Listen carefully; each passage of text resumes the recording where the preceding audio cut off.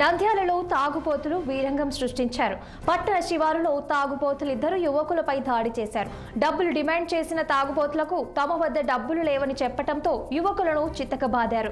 అతనితో ఆగకుండా లోకేష్ రెడ్డి అనే యువకుడిని చెవి కొరికి గాయపరిచారు. దీంతో బాధితులు పోలీసులకు ఫిర్యాదు చేశారు. కేసు నమోదు చేసుకున్న పోలీసులు సీసీ కెమెరాలను పరిశీలిస్తున్నారు. ఇక దీని మీద మరింత సమాచారం మా ప్రతినిధి సుంకన్న అందిస్తారు. సుంకన్న, చెప్పండి, నంద్యాలలో తాగుబోతుల వీరంగం ఉందని సమాచారం ఉంది. దీనికి సంబంధించిన అప్డేట్స్ ఏమిటి?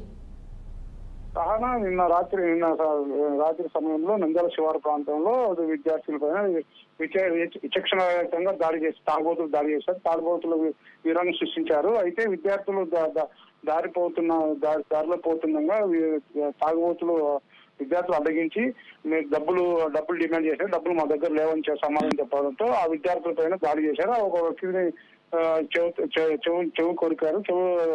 చెవు కొరికితే చెవు రక్తగాయాలయ్యాయి. అయితే లోకేష్ రెడ్డి అనే వ్యక్తికి సమాచారం ఇచ్చిన విద్యార్థులు లోకేష్ రెడ్డి అనే వ్యక్తి కొరికి దాడి చేశారు. అయితే లోకేష్ రెడ్డి ఫిర్యాదు చేశారు.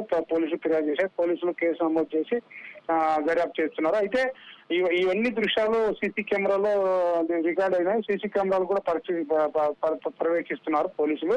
అయితే సీసీ కెమెరాలో దాదాపు ఎంతమంది ఉన్నారు, ఎంతమంది దాడి చేశారనే కోణంలో విచారణ చేస్తున్నారు. అయితే ఇద్దరు వ్యక్తుల్ని ఫిర్యాదు చేశారు. ఇద్దరు వ్యక్తుల్ని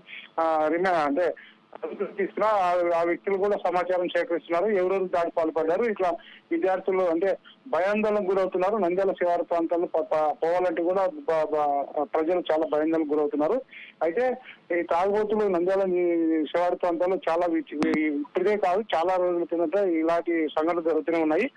ఇప్పటికైనా తాగుబోతులకి భర్తం పట్టాలని చెప్పి పోలీసులపై డిమాండ్ వస్తుంది. అయితే పోలీసులు కఠినంగా వ్యవహరిస్తారు తప్ప, తాగుబోతుల పైన కఠినంగా వ్యవహరిస్తే తప్ప ప్రజలు కూడా సురక్షితంగా ప్రాంతాలకు పోయే పరిస్థితి ఉండదని ప్రజలు వాపోతున్నారు. అయితే ఈ విద్యార్థుల పైన దాడి చేశారు. అయితే సామాన్య వ్యక్తుల పైన దాడి చేస్తే ఎలా అని భయాందోళనకు గురవుతున్నారు.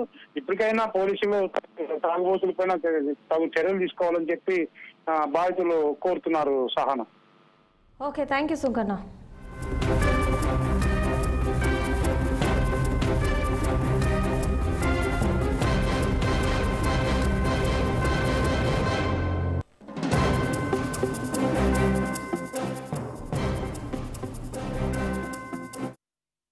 మా తమ్ముడు వాళ్ళ ఫ్రెండ్స్ అందరూ ఇంటికి వచ్చే టైంలో వెంకటేశ్వరపురం ఎగ్జర్ కాలేజ్లో చైర్మన్ బర్త్డే అయిపోయి ఇంటికి వచ్చే టైంలో వాళ్ళని అక్కడ ఆపి డబ్బులు డిమాండ్ చేసినప్పుడు డబ్బులు ఇస్తే తప్ప పంపించమని చెప్తే మా తమ్ముడు వాళ్ళు నాకు ఫోన్ చేసి రమ్మంటే పోయినాను.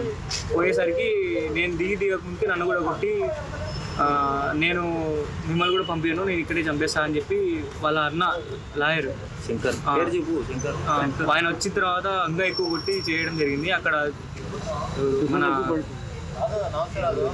వాచ్మెన్ అంకుల్ వాళ్ళు చూసి, నేను అక్కడే చదివినాను ఎస్డిఆర్ కాలేజ్లో, అంకుల్ వాళ్ళు చూసి కాల్ చేసి చెప్పినారు అమ్మకి. అమ్మ వచ్చేసరికి నేను అప్పటికి స్టోర్ తప్పి పడిపోయినా.